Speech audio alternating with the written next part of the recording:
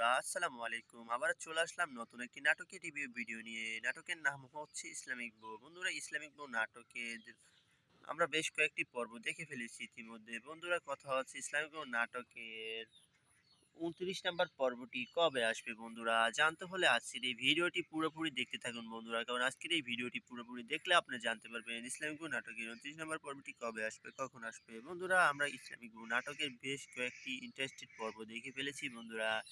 এখন আমরা ধৈর্য ধরে বসে আছি শুধু ২৯ নাম্বার পর্বটির জন্য বন্ধুরা।